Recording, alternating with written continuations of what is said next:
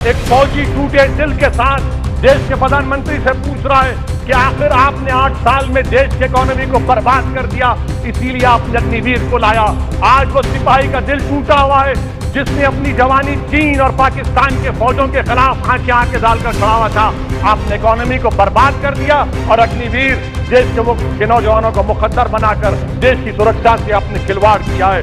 देश के मासूम बच्चे जो स्कूल को जाते हैं देश के प्रधानमंत्री से पूछ रहे हैं कि प्रधानमंत्री जी आपने हमारे किताबों पर, पेंसिल पर, पेन पर 18% GST क्यों लगा दिया। इस देश का किसान मोदी सरकार से पूछ रहा है कि 31 पैसे के लिए मुझे state bank of India NOC नहीं देता है, मगर आपकी सरकार ने ऐसे बड़े बड़े डिफॉल्टरों को 1,45,240 करोड़ रुपए आपने राइट ऑफ कर दिए बैड लोन के लिए। देश का गरीब देश के प्रधानमंत्री से पूछ रहा है कि आखिर वो कौन सा बड़ा सरमायादार है जिसका नाम ए से शुरू होता है। 14,000 करोड़ दिया जाता है, 12,000 करोड़ दिया जाता है, NPA होता है। ये कब तक ये स्कैम होगा? देश को बेवकूफ बनाते रहेंगे। नमस्कार, मैं हूं आपके साथ स्वाति सिंह और आप देख रहे हैं दी कंटाप। दोस्तों, सदन के अंदर आपने हर बात पर बहस देखी होगी, लेकिन देश के मुद्दे जो इस वक्त आम जनता, आम नागरिक की कमर तोड़े हुए हैं, उन मुद्दों पर कोई बात करने के लिए तैयार नहीं है। यहां तक कि संसद के अंदर तमाम तरीके के शब्दों पर पाबंदियां लगा दी गई, विपक्ष का मुंह बंद कर दिया गया।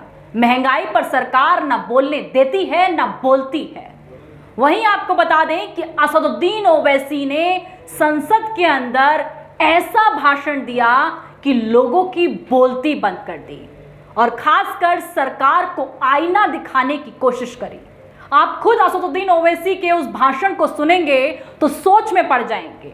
ये वही टीवी एंकर्स, तमाम ऐसे न्यूज चैनल जो इस बात को उठाते हैं कि असदुद्दीन ओवैसी धर्म की राजनीति खेलकर राजनीति के शिखर पर पहुंचना चाहते हैं, लेकिन इस बार सदन के अंदर असदुद्दीन ओवैसी का ये बयान, ये भाषण साफ तौर पर बता रहा है कि धर्म से हटकर जनता के मुद्दों पर असदुद्दीन ओवैसी ने अपनी बात की है और बताया है कि किस तरीके से सरकार आम जनता, आम नागरिक की कमर को तोड़ रही है। महंगाई, बेरोजगारी और आम जनता को पागल बनाना सरकार किस तरीके से कर रही है, ये साफ तौर पर असदुद्दीन ओवैसी ने अपने इस भाषण में बताया है। एक नजर इस वीडियो पर डालिए और देखिए कि धर्म की राजनीति से हटकर सदन के अंदर बात की गई। वो बात की गई आम जनता की, महंगाई की, बेरोजगारी की और किस तरीके से किसान परेशान है उसकी और सरकार क्या कर रही है उसकी। असदुद्दीन ओवैसी ने क्या कुछ बोला है, एक नजर इस वीडियो पर। मैं मोदी सरकार से जानना चाहता हूं कि देश की माएं आपसे सवाल कर रही हैं कि आपने उनके मासूम बच्चों को दूध और अंडे से क्यों महरूम करके रख दिया। देश का वो ट्रक ड्राइवर जो नौजवान है आपसे सवाल कर रहा है, उसकी आमदनी 2014 से नहीं बढ़ी मगर उसके खर्चे डबल हो गए। देश का वो प्लम्बर मोदी सरकार से सवाल कर रहा है कि वो 2 साल से बेरोजगार है, कोविड-19 से कर्जों में डूब चुका और एक गैस का सिलेंडर भी खरीद नहीं सकता। मोदी सरकार से देश की 50% आबादी जो नौजवानों की है वो उससे सवाल कर रही है कि हम 50% तो हैं मगर 28% बेरोजगार क्यों है, आपने हमारा मुकद्दर बेरोजगार क्यों बनाकर रख दिया। वो आज देश के आंगनवाड़ी वर्कर मोदी सरकार से सवाल कर रहे हैं कि हम 4,500 रुपये महाना में कैसे जिंदगी गुजारेंगे और साथ ही साथ हमको कहा जाता है कि हम फ्रंटलाइन वर्कर बनकर रहें। देश की माएं आपसे सवाल कर रही है मोदी सरकार से कि उज्ज्वला योजना के सिलेंडर जो 2015 में कीमतें थी वो डबल हो गई, आज वो कीमतों को सिलेंडर को रिफिल नहीं करा सक रही हैं। सर, वो आज गरीब घरों की महिलाएं देश के प्रधानमंत्री से सवाल कर रही हैं कि जो कॉस्ट ऑफ बेसिक ग्रोसरीज था वो 68% इजाफा क्यों हो गया। मोदी सरकार को उसकी खबर है या नहीं। आज इस देश का मजदूर मोदी सरकार से सवाल कर रहा है कि 2015 से उसकी तनख्वाहों में सिर्फ 22% इजाफा हुआ है मगर price of essential food item से 50% इजाफा हुआ है। सर, देश का गरीब जो आज भूखा सो रहा है वो देश के प्रधानमंत्री मोदी से पूछ रहा है कि मैं रात में और मेरे बच्चे भूखे सोते हैं मगर देश में 215 बिलियनर पैदा हो गए। कब तक गरीब का पैसा बिलियनर को जाएगा, वो गरीब मोदी सरकार से सवाल कर रहा है। देश का नौजवान मोदी सरकार से सवाल कर रहा है कि मैं खेतों में काम कर रहा हूं, मेरी तनख्वाह में इजाफा नहीं होता और मेरी उसमें इजाफा होता है। PLFS सर्वे कहता है कि 42% से आज 45.6% नौजवान खेतों में काम कर रहे हैं।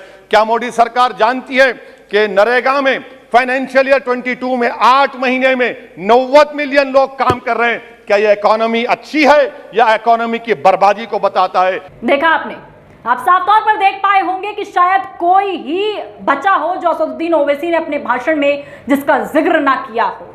उन्होंने साफ तौर पर बताया है कि बेरोजगारी हो या फिर जिस तरीके से युवाओं के साथ नाइंसाफी हो रही है, अग्निपथ स्कीम को लेकर बोलते हुए नजर आए, किसानों को लेकर बोलते हुए नजर आए, जहां साफ तौर पर असदुद्दीन ओवैसी बोलते हुए नजर आए कि बीजेपी वादे करती थी आसमान से तारे तोड़ लाएगी, उसी बीजेपी ने आज आसमान ही गिरा दिया।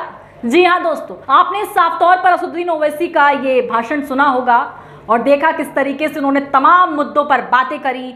उन्होंने साफ तौर पर बताया कि किस तरीके से इस वक्त देश की स्थिति है और ये भी बताने की कोशिश करी कि आम नागरिक परेशान है, लेकिन उद्योगपति और सरकार के प्रिय लोग किस तरीके से खुश हैं। भेदभाव हो या गरीबों के साथ जिस तरीके का अत्याचार हो, ये तमाम बातें असदुद्दीन ओवैसी ने अपने भाषण में बोली।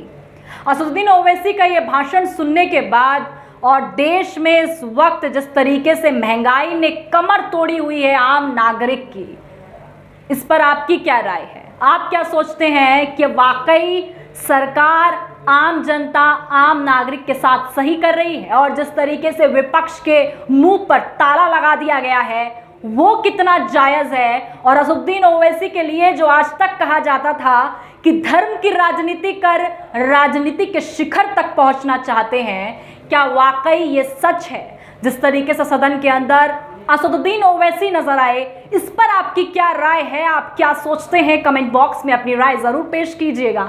और अगर अभी तक आपने हमारे चैनल को सब्सक्राइब नहीं किया है तो सब्सक्राइब करना बिल्कुल ना भूलें। तमाम जानकारी और खबरों के लिए हमारे साथ बने रहें और देखते रहें दी कंटाप। धन्यवाद।